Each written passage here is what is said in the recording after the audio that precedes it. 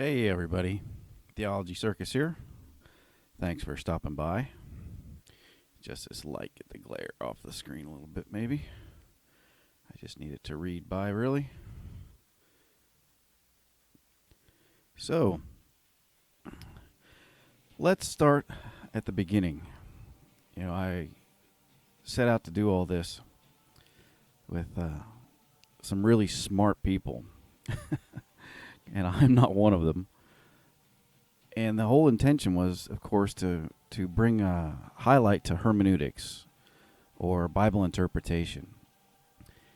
And it dawned on us that to start out at hermeneutics is probably not the best place to begin. There has to be some presuppositions involved in being a Christian. The first one has to be, of course, that we believe the Bible is true. We believe all the Bible is true, and that it is all we need for faith and practice. We don't need bestsellers. We don't need televangelists. We don't need theologians. We don't need seminarians. What we need is the Bible, the Holy Spirit, and the time and effort to put into reading and studying and learning what the Bible has to say. So those are my basic foundational presuppositions. And to lay a better groundwork, I think it would be a good idea if we talked about this big blue ball over here. Right now, our faith is under attack in a lot of areas. And one of those areas is creation science. So my goal here is not to disprove anybody. It's not to point my finger at you and say you're wrong, or your pastor's wrong, or your Sunday school teacher was wrong. I'm just going to give you what is in my best, to the best of my ability, what our think tank has come up with to answer the question of old earth versus new earth and make some more sense out of the creation narrative that we see in Genesis 1 and 2.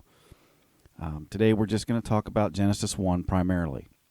We're going to talk about the universe, the earth, physical creation. We're not going to get into the spiritual aspect of it so much. And I don't want to get into mammals, animals, humans. We'll save that for the next video because there's a whole lot in there for as short as those two chapters are. So I think the best place to start is going to be just to crack open Genesis and start reading and going line by line and talking about it a little bit. Now, we're going to deal primarily with just the first two verses. Well, yeah, we'll get into verse 3 a little. You almost have to skip ahead a little to put those together, and we may get into that, but I want to try to keep this as basic as possible. So, in Genesis 1:1, it reads, "In the beginning, God created the heavens and the earth." Now that's verse 1. That's it. Now there's a whole lot there. I mean, what is it? 1, 2, 3, 4, 5, 6, 7, 8, 9, 10 words. I could literally write a book on those 10 words. And I'm not that smart of a fella. Some of my friends could probably write volumes. So I'm going to try to keep this as simple and short as possible. Now, the first thing we have to understand that the creation narrative is a particular genre. Okay, the Bible has 5 main genres, and they all have to be interpreted based upon the presupposition that genre brings to the table. We can't interpret the epistles of Paul, the letters to the churches, in the same way that we would interpret the poetic language of the Old Testament and the Psalms and Proverbs. We can't interpret the the law of Exodus and Deuteronomy and Leviticus in the same sense that we can interpret, well, let's just say, the prophetic or the apocryphal. Okay, each genre has to have a proper framework. All right, it has to fit that framework, and our interpretation has to fit that framework as well. And Genesis is a unique book because there's many genres in it, because it's a historical book. All right, and that's one of the genres. But within that book, that historical genre, there's a lot of stuff. There's prophecy in there, which people are like, oh, where's their prophecy? In Genesis, really? Yeah, there's actually quite a bit. The very first prophecy foretells Christ, and it happens in the garden. And people don't realize that. At least a lot of people don't. But it's a great, interesting topic of discussion for a Bible study.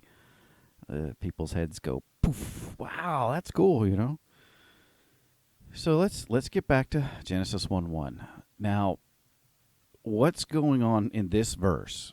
Of course, we have to understand now this is a poetic, historical retelling of something that had been passed down through oral tradition for hundreds, maybe thousands of years. And it's very Mesopotamian. It parallels a lot of Mesopotamian ancient stories of creation. There's also some other cultures in there. And what we need to understand is that that if Moses did write this, even though it's probably been terrifically edited throughout the eons, if Moses wrote it, he wasn't there, first of all, but Moses was primarily Egyptian. Okay, he was a Hebrew, but he was raised in Pharaoh's house. He went to a great school with Pharaoh's son. I mean, he was a smart guy because he was well educated, which is why God chose him, which is why he went through everything that he went through. Just like Paul, he went through a lot. He was the Jew of Jews, very well educated. He knew the Torah. He knew the prophets. He knew them well, and that's why he was so effective in his New Testament ministry, because that was the only Bible they had, was the Old Testament. So, God carefully chooses the people he does to do the tasks he puts them to. So here we have a Hebrew raised as an Egyptian, educated as an Egyptian, writing about ancient Mesopotamian poetic language from the people of Ur. Okay, now that's where the narrative comes from, and it is poetic. And that brings us to another presupposition. The Bible is not a science book. There's nothing in the Bible intended to be scientific. I'm perfectly happy letting science tell me a lot of things. I'm even perfectly content to say that I agree that there was probably a Big Bang. My only hiccup is who pulled the trigger. Now, I know who pulled the trigger. I know how it happened. I know who did it. I know why they did it. Science just wants to somehow or another put it together in a chemical, biological, electrical, mechanical form that they can say, oh, okay, I get it now. I understand. They're basically searching for God, but they're looking for God outside of faith, and they're looking for God outside of the Bible, and they're looking for God they're looking for a God that they can explain, understand, and somehow or another emulate, probably. So when we read this narrative, we have to understand that it's not trying to explain science, and it's not trying to debunk science. What I'm trying to tell you is that they agree. Okay, the Bible and science agrees for the most part with the entire creation narrative. Now, a lot of scientists will say, you don't know what you're talking about. You're just a Bible thumper. A lot of Christians who don't understand it have never been to seminary, have never been to Bible college, have never studied it extensively with the help of somebody more educated than themselves. they'll all say, "Oh, you're a heretic." No, I'm not. Sorry. But you need to give me the freedom to explain my answers, and I'll give you the freedom to say, all right, fair enough. So, in Genesis 1:1, in the beginning, that's the key sentence. This does not say at the beginning of time. It does not say at the beginning of the earth. It does not say at the beginning of mankind. It says in the beginning, the very beginning. Before there was anything or any time or any place or any space, there was a beginning to the human story. Okay, that's what this book is all about. It's about the human story. It's God's only final complete revelation of himself to humans as far as what humans need to know about God themselves, their purpose and place in the universe. Everything else is gravy. Everything else is irrelevant, basically. We either believe that the Bible is all we need for faith and practice, or we don't. And that's where I'm coming from in this study. So, in the beginning, God created the heavens and the earth. Now, to to literally interpret that is actually okay, because it was the beginning. It was the beginning of history, the beginning of human history. It was before humans got here. But it's God setting the stage for mankind. He created a universe in order to create an earth that was custom built for us to live in. We breathe air. We drink water. We eat plants. Plants come from photosynthesis. I mean, everything is put together in a perfect chain to support human life here on earth. In fact, it's God made it to sustain mammals. Okay, to be more scientific about it. So, in the beginning, he created the universe. That's the easiest way to put that first verse. And in the second verse, we find out that second verse is key to understanding time. It says, "The earth was without form and void, and darkness was over the face of the deep, and the Spirit of God was hovering over the face of the waters." So here, he basically created a planet of water, primarily water, because later on in the story, of course, he sets the confines of the oceans. He raises the mountains. He's done all these things. But the basic premise is that God's Spirit was present at creation. And he was hovering over it, looking at his creation. And my personal thoughts here is he was probably, and I'm being humorous here, okay? I don't literally think God did this, but if it had been me, I'd have been hovering over the waters thinking, is this probably the best idea? But no, he knew exactly what he was doing. He knew why he was doing it. He knew how he was going to do it.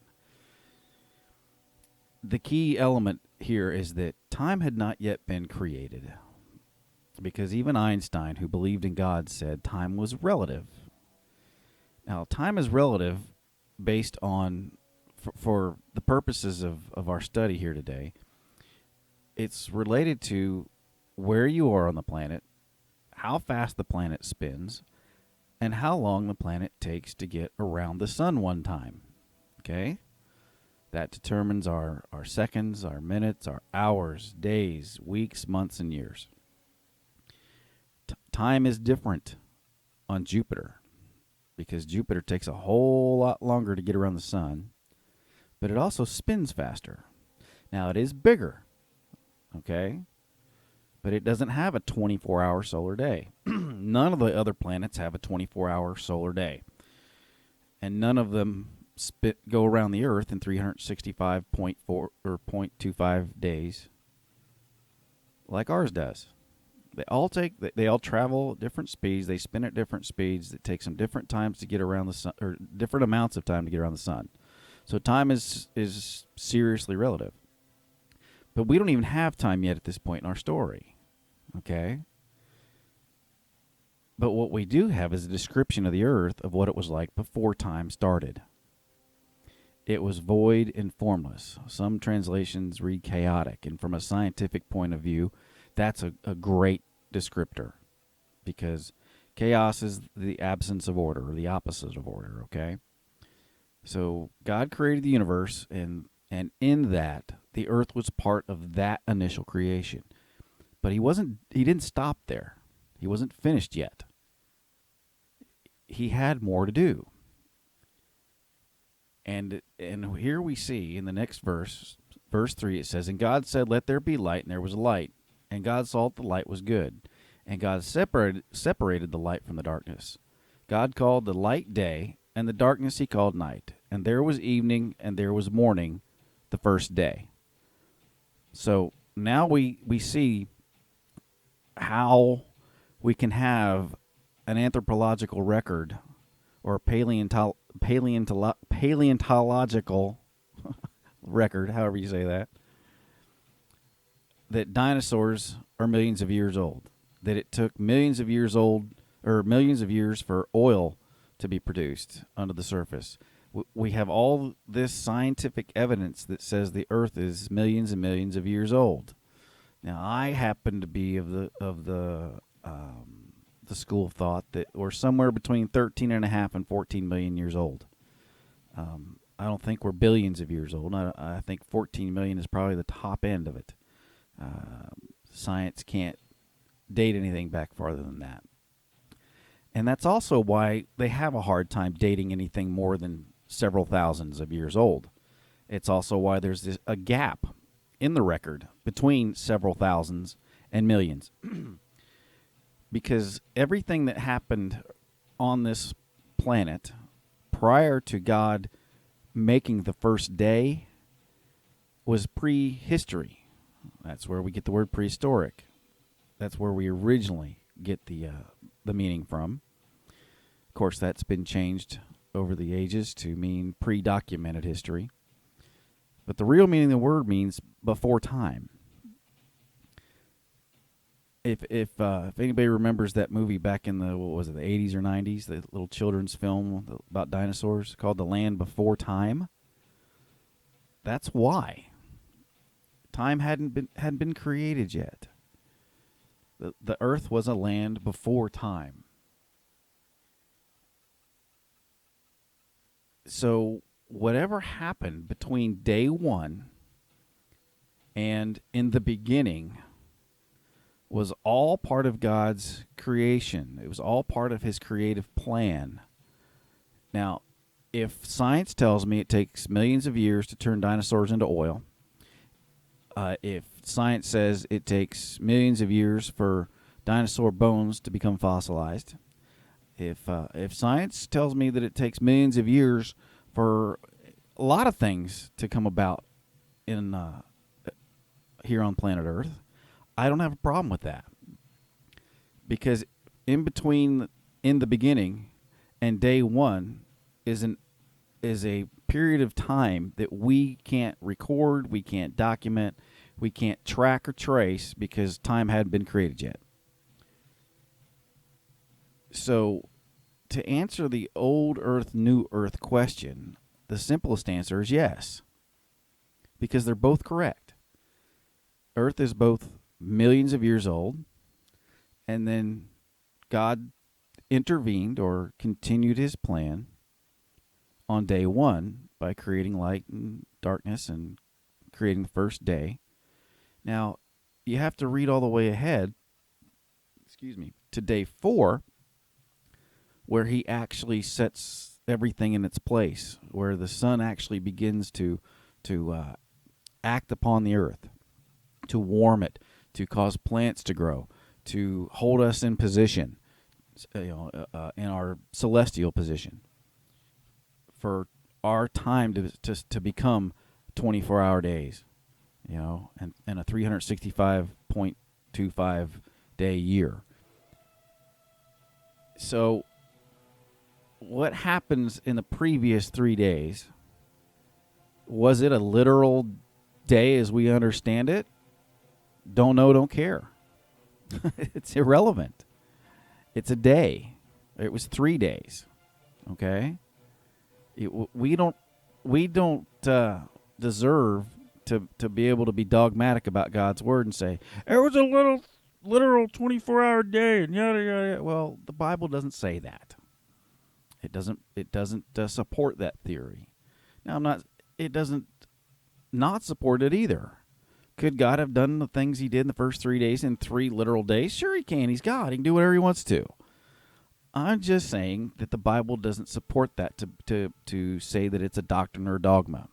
And you can't use that to thump a scientist over the head or to thump an atheist over the head.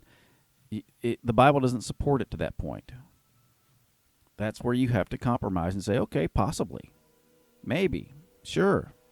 And if they want to, argue that, you don't really believe the Bible, well, then you have an opportunity to open it up and use that as a witness opportunity to open it up and explain it to them and say, look, this is what it says. That's a great thing. It's not a bad thing. But I think what are we up to? 21 minutes or so. So I think we can call that enough for today. The second day is just where he sets the confines of the ocean and separates it from the land and all that stuff. And geologists will say that that was a process that took a long time. For the mountains to be formed by glaciers and all this and that. And my argument is that happened in the beginning. It didn't happen on day 2. That all happened in the beginning. What happened on day 2 is exactly what it says happened. And let's go ahead and read it. Verse 6, and God said, let there be an expanse in the midst of the waters, and let it separate the waters from the waters. And God made the expanse and separated the waters that were under the expanse from the waters that were above the expanse. And it was so. And God called the expanse heaven, and there was evening, and there was morning the second day. And God said, let the waters under the heavens be gathered together into one place, and let the dry land appear, and it was so. God called the dry land earth, and the waters that were gathered together he called seas. And God saw that it was good. Now, a lot of people will argue the whole water under the earth, and they'll use that as a basis to take that into other arguments about heaven being up and hell being down and all this other stuff. This is where you have to remember this is poetic language, okay? These are mouth-to-ear, spoken word traditions and stories handed down through generations and then put into a poetic language and into a poetic structure that was, that's common to Hebrew. So what basically happens here is God takes this ball of water with a dirt core and a rock core, and he took some of the water and evaporated it to create our atmosphere, and all the elements that are in the atmosphere, came along with it for the ride. And then the rest of the water he left down there on the surface to create our oceans and seas, lakes, rivers, and so on. And that's how he created the process of rain, precipitation, our constant recycling of our Earth's moisture through evaporation and condensation and so on, and et cetera. And then when he brought forth the dry land, it was not a literal rising up from the seabed. Okay? It was the earth drying out. It was some of that water being used to create the atmosphere, and a lot of it turning into vapor. Because the next day is when he sets the earth in its place so that the sun can react with it. Okay, so this is kind of an incubation period, if you want to look at it that way, where it's kind of put in a greenhouse. In fact, when it says God was hovering over the waters in verse 2, was that 2? Wherever that was. Yeah.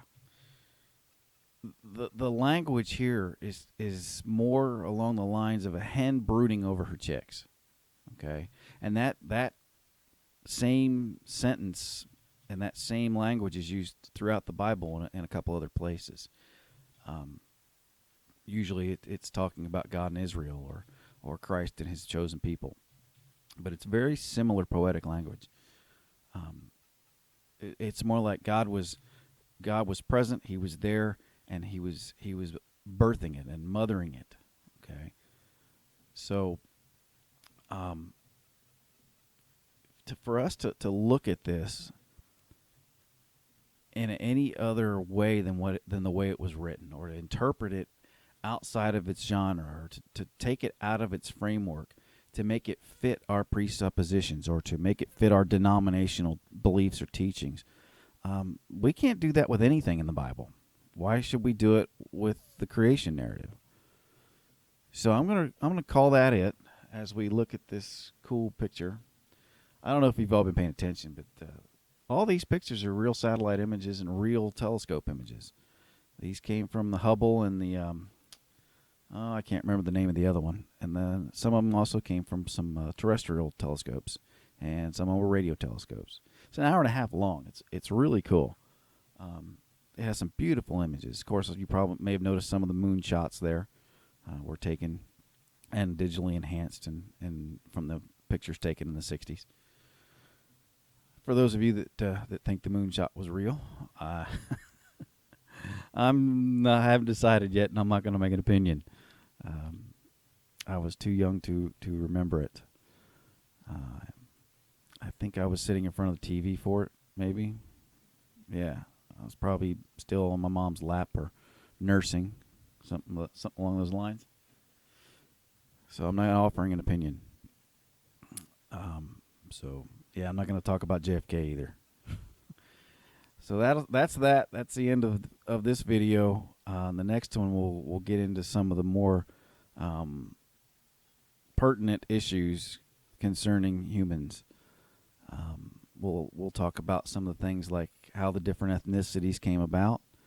We'll answer some of the questions as to where was the gene pool from which Adam and Eve's children had to fish from. How did they go forth and multiply without inbreeding and without incest? Excuse me. All that's actually answered. All you have to do is open it up and read it, and then you have to properly interpret it. So I don't know if I'll get around to making that one anytime soon. I'm going to try to make it tonight, hopefully, if the lighting holds out. I don't like to make videos in the light. I don't want people to focus on me. I don't want to be famous. I don't want my name to be well known. I don't want to do tours. I don't want to go to churches and speak. That's not my thing. I want people to the only name I want people to remember is Jesus Christ. And if that's the only legacy I leave, I can die happy. So go forth, do good to others, love each other, because God loves you. I love you. Take it easy.